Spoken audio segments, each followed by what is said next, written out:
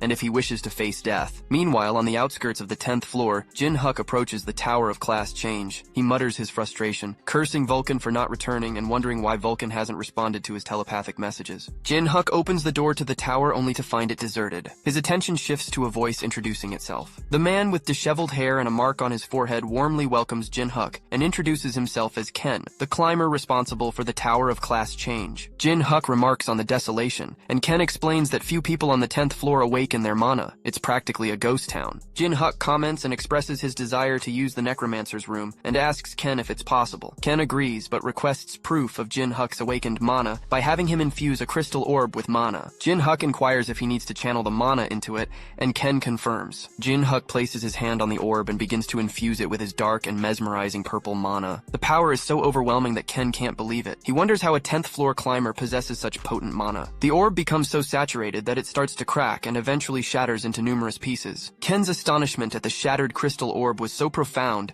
that he tumbled to the floor, unable to comprehend what had just transpired. Unperturbed, Jin Huk casually inquired about the location of the Necromancer's room. Meanwhile, Vulcan engaged in a fierce battle with the dragon, his struggle evident. Internally, he fretted about not being with Jin Huk, limiting his mana and soul resources. Sporting a sinister grin, the dragon taunted Vulcan, questioning how long he intended to hide behind souls and urging him to face the fight head-on. A bystander recognized the dragon's distinctive horns, confirming that he was indeed a dragon, a statement that infuriated the dragon. He turned towards the bystander bystanders, angrily demanding they be quiet and questioning who they were calling a dragon. The bystanders fled in fear. Observing this, Vulcan concluded that the man was unquestionably a dragon, but reacted sensitively to the term. It was as if his body and soul had been separated, prompting Vulcan to wonder if such a phenomenon was possible. Suddenly, Vulcan recalled that a similar occurrence had befallen Jin Huk. His fascination brimming, he summoned a soul soldier and transformed it into a weapon, leaving the dragon astounded. Vulcan declared his intention to investigate the substance within the dragon's body and unleashed a soul laser, narrowly missing the dragon, whose coat bore the brunt of the attack. The dragon acknowledged Vulcan's strength, admitting that he was no mere ghost. Vulcan then employed spirit power,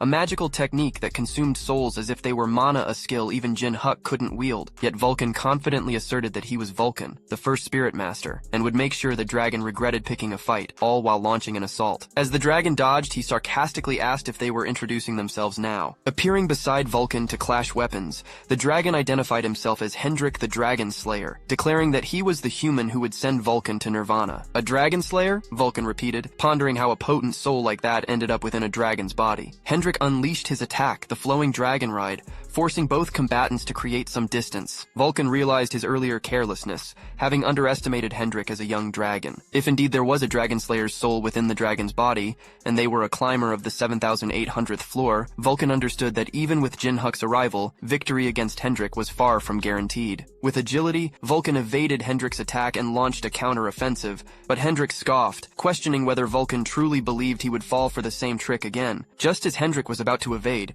Vulcan utilized Soulbind to seize Hendrik, rendering him immobile. Vulcan then unleashed a massive attack, directing it at Hendrik. However, Hendrik countered with his own technique, 10,000 slashes, slicing through the spirit arms that held him. Suddenly, Hendrik's attention shifted to a colossal spirit hand hurtling towards him. This attack, Soulbind Giant, was executed by Vulcan and was of colossal proportions. It struck right where Hendrik stood, causing significant damage to the surroundings and the village. After that intense battle, Vulcan breathed a sigh of relief. It had been a close fight, and he'd exhausted all the mana and souls Jin Huk had temporarily provided. Surveying the damage, Vulcan observed that the dragon wouldn't be able to move for some time, giving him the chance to escape. However, a few seconds later, a crack appeared on the giant shadow hand, and the dragon broke free from its grasp. He breathed heavily, called Vulcan's name, and then burst into boisterous laughter. He vowed to personally slice Vulcan into pieces the next time they met, raising his sword as a solemn oath. Meanwhile, Jin Huk conversed with the yellow-haired man about the numerous rooms in the area. The man noted the diversity of magic paths and couldn't help but wonder about Jin Huk, a 10th floor climber, who even a 35th floor climber couldn't contend with. Recalling the man's name, Ken, Jin Huk admitted that he was an alright mage and a useful guide. As they reached their destination, Ken introduced it as the Necromancer's room. Jin Huk observed the reagent corpses and books, noting that it was a room that necromancers dream of. Ken assured Jin Huk that if he needed anything he should let him know, to which Jin Huk replied, sure. As Jin Huk began to prepare, Vulcan suddenly appeared, startling the small fox. Jin Huk inquired about Vulcan's whereabouts and Vulcan reassured him, explaining that he had been a bit rough during his morning exercise. Vulcan noted that it seemed Jin Huk was about to get started. Jin Huk confirmed, and with a snap of his fingers he commanded his spirit soldiers to get to work. They engaged in various tasks, some taking books, others drawing magic circles, and a few lighting candles. After all the preparations, Jin Huk settled in the middle of the circle, surrounded by books and candles in a meditation pose. Miho, the small fox, noticed Jin Huk closing his eyes and wondered what was happening, but Vulcan picked her up and suggested they stand back for now. Jin Huk addressed Vulcan, saying that this might be his last command, and asked Vulcan to protect his body until he woke up. With a wicked grin, Vulcan warned Jin Huk to be careful because if he died, he'd take over his body. Suddenly, as Jin Huk initiated the ritual, a ghost appeared and gazed at him before entering inside his chest, startling Miho. Vulcan assured Miho that everything was going well, and explained that spirit power was a unique quality of a necromancer mage, allowing them to use souls as if they were mana. The quickest way to awaken one's spirit power was to be in a soul state, meaning they needed to die once. Vulcan keenly observed the change and realized that Jin Huk had entered the soul world. A voice rang out, proclaiming ownership of Jin Huk's body. Countless green souls materialized, all vying to seize Jin Huk's body to gain a chance at life once more. Witnessing the chaos, Vulcan rallied his soul soldiers and instructed them to defend their master from the deceased souls. He summoned additional spirit soldiers to confront the green souls. Suddenly, Ken entered the necromancer's room, bewildered by the commotion. He couldn't help but clutch his head and exclaim in frustration at the pandemonium. Vulcan, trying to regain control,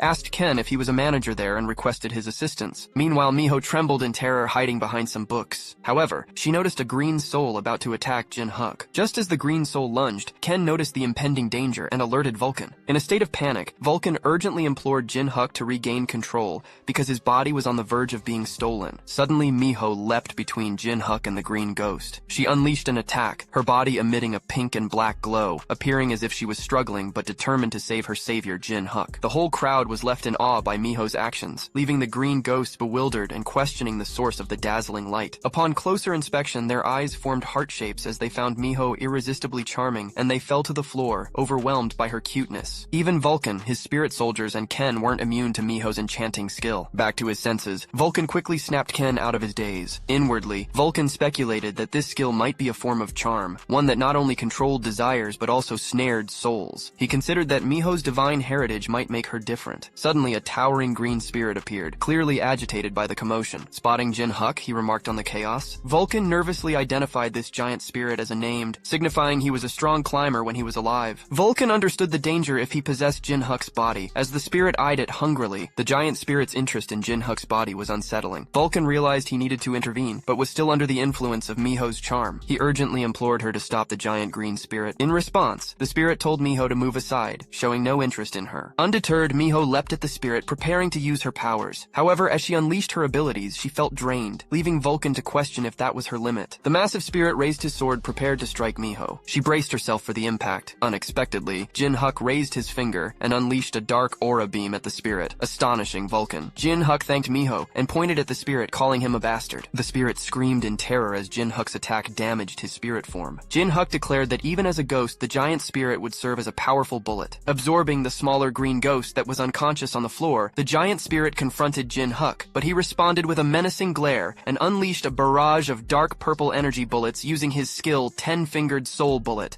obliterating the spirit and the wall behind the spirit. Vulcan marveled at Jin Huk's ability to gather spirit power on his fingertips and deliver such a devastating attack. Observing the aftermath and the destroyed wall, Jin Huk removed his mask and casually responded to Vulcan, acknowledging that the attack wasn't too shabby. Sometime later, Puppet arrived at the scene and was taken aback by the chaos. He asked what it took to turn the tower into such a mess. Jin Huk briefly explained that it was a long story and then inquired about the purpose of Puppet's visit. Puppet explained that he came to deliver items to Jin Huk. Among the requested items were deadly poisons of varying potencies, a firestone filled with fire energy, and a frost stone containing ice energy. Vulcan remarked that Puppet was faster than expected. Jin Huk questioned why Puppet was giving him these items when they were meant for raids on floors above the 100th. Puppet replied with a smile, mentioning that this was his final task as the branch manager of the 10th floor. He expressed his intention to return as a climber to become stronger, setting the tower's pinnacle as his goal. Puppet believed Jin Huk would bring significant changes to the tower, and with his skills from the 100th floor, he could become the best merchant. Jin Huk admired Puppet's determination, noting that he was somewhat like Gold Lich in the past. Holding the case, Jin Huk assured Puppet that once he obtained the necessary skills, he would share his and Gold Lich's plans. Puppet thanked Jin Huk and left in a carriage. Jin Huk and Vulcan watched Puppet's departure from the damaged wall. Vulcan commented on Puppet's departure, and Jin Huk decided it was time to indulge. He sat down and expressed his intention to consume the crystals. Vulcan questioned if there was another reason, to which Jin Huk explained that his gluttony trait would absorb the power of the things he ate. As he prepared to ingest the crystals, he asked Vulcan if he wasn't curious about the powers he would gain from consuming them. After that, Ken awakens and suddenly starts screaming, anxiously warning Jin Huk that it's dangerous, likely from a nightmare. Vulcan notices that Ken seems disoriented, so he inquires if he's okay. Ken then asks about Jin Huk and the fox. Vulcan reassures him that both are fine, but his tone shifts as he glimpses something concerning. Ken queries him about this just as a piercing scream echoes through the room. The scream emanates from Jin Huk, who writhes in agony while devouring the first stone. Miho trembles and watches him with concern. The nine-tailed fox becomes furious, warning Jin Huk not to display such behaviors in front of her offspring. Jin Huk employs his skill, gluttony, kneeling amidst the flames, and after a few moments, successfully consumes the stone. The system then notifies him that he has gained burn resistance. Holding a vial of poison, Jin Huk declares that it's now time to acquire poison resistance. Moments later, the spirit soldiers are observed gathering the lifeless orcs into a substantial pile. Jin Huk then complains that his stomach hurts, prompting Vulcan to question why he's subjecting himself to such pain. Jin Huk asks him to clarify, stating that he needs all of it. Frustrated, Vulcan remarks that Jin Huk's resilience in drinking all that poison makes him quite tenacious. Jin Huk explains that he had previously informed Vulcan about the combat techniques of the 9-star, necessitating his preparation by acquiring resistance to various elements. Meanwhile, numerous notifications appear behind Jin Huk, revealing his newfound resistances to all poisons, burn resistance, and freeze resistance. Jin Huk emphasizes the importance of poison resistance as one of the 9-star members specializes in poisons, and had he been aware of their tricks, he wouldn't have met such a gruesome fate. Suddenly, a spirit soldier arrives, and Vulcan asks if these are all the orcs in the vicinity. The spirit soldier nods in agreement. Gazing at Miho, Jin Huk mentions that she has waited long enough and it's her turn to eat. Vulcan suggests removing the liver and feeding it to her, to which Jin Huk agrees, noting that Miho is still a baby when considering her as a human. However, Miho takes everyone by surprise when she suddenly reveals menacing, razor-sharp carnivorous teeth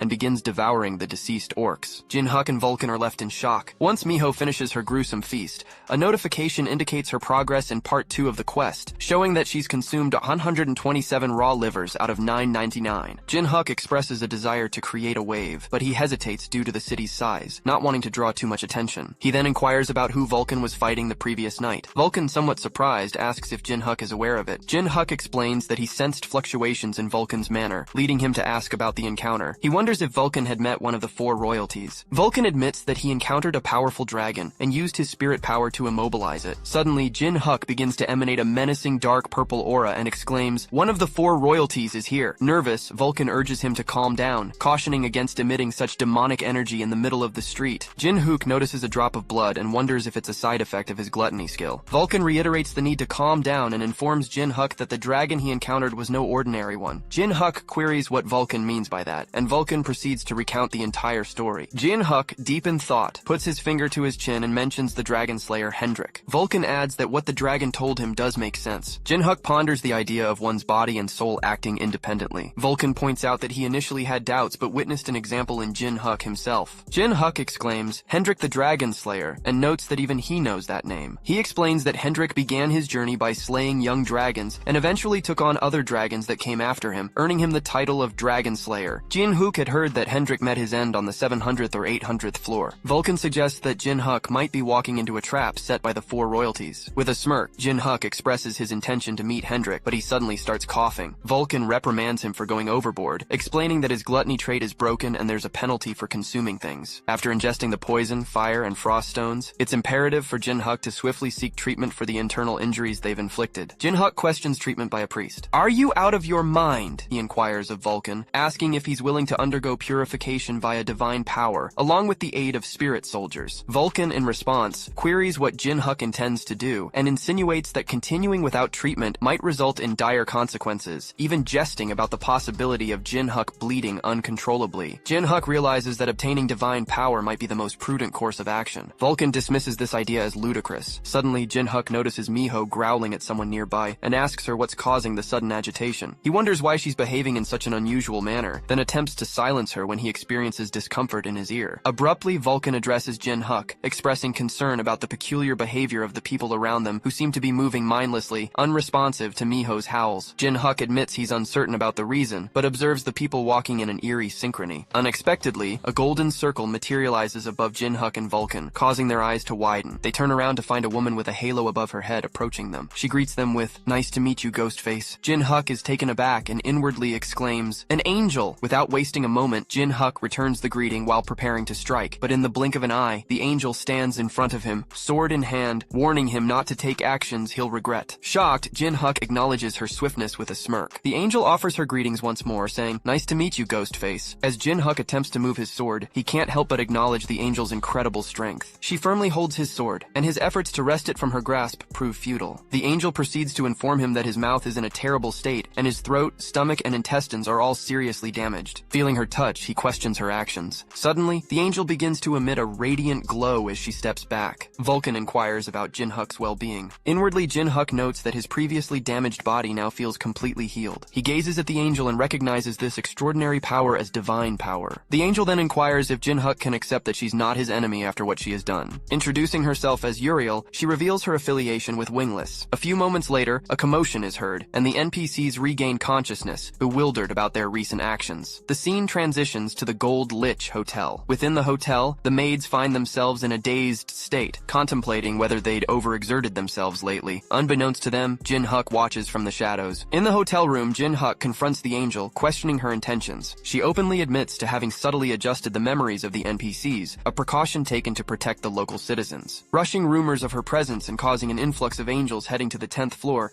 would have been detrimental. Jin Huk privately muses that her methods might be excessive but not entirely reckless. Memory alteration, huh? Not a bad idea, he remarks. Concerned that she might use this on him, Jin Huk seeks reassurance. She explains that it is impossible to manipulate the memories of individuals with a strong sense of self like himself. Uriel then brings up Miho and Vulcan, prompting Vulcan to acknowledge her ability to perceive him. Jin Huk questions why she sought him out, and she enigmatically speaks of the one who wears the mask, condensing grotesqueness and defying the heavens. She prophesies that despite their weaknesses, Jin Huk and his followers will ultimately succeed. Speculating that her visit is related to a prophecy within Wingless, Jin Huk inquires if it is a divine revelation. Her response is, it's similar. Inwardly, Jin Huk surmises that the one who wears the mask condenses grotesqueness likely refers to him. He then asks about the group Wingless, since it is his first encounter with them. Suddenly, Uriel removes her coat, revealing her back and the absence of wings, a shocking sight. She explains the dire state of the angels, driven to madness by greed. Those who defied them were branded as sinners and cast out, subjected to the punishment of having their wings a symbol of angels torn away. In short, they were angels no more. Uriel reveals that Wingless is a collective of angels like herself, all once part of Utopia, the city of angels. According to the prophecy,